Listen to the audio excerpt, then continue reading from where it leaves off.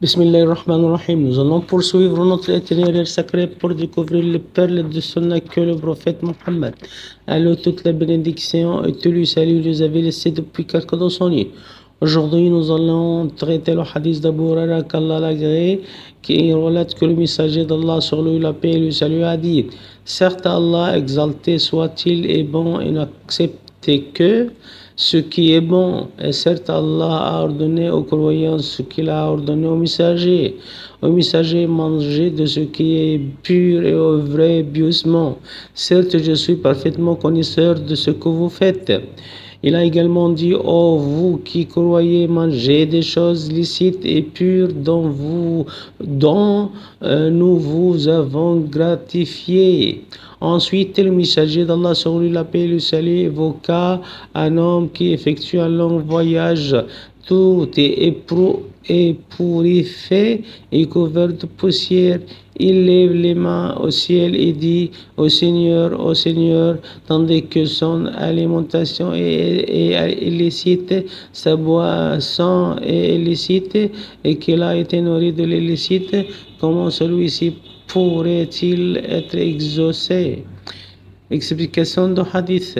Certes, Allah, exalté soit-il, exempt de toute déficience et de tout défaut, et qu'il est décrit par des caractères de beauté, de grandeur et de perfection.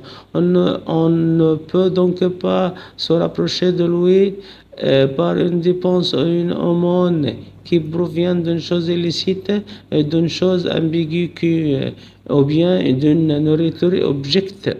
En effet, Allah enjoint aux croyants de consommer les choses licites et pures comme il y enjoint les messagers, tout comme l'accomplissement des œuvres pieuses et le fait de remercier Allah pour ses bienfaits. Ensuite, le messager d'Allah sur lui la paix et le salut a indiqué qu'Allah, exalté soit-il, de la même façon qu'il aime les dépenses pures, n'aime des actions que celles qui le sont aussi. Et les œuvres ne peuvent être pures que si elles sont accomplies dans la conformité et le suivi de la tradition du messager d'Allah sur lui la paix et le salut, avec sincérité envers Allah. Enfin, le messager d'Allah sur lui la paix et le salut a évoqué l'illicite en mettant en garde sa communauté et racontant l'histoire d'un homme qui effectue un long voyage dans de multiples voies d'obéissance telles que le pèlerinage, le combat, la recherche de la subsistance, etc.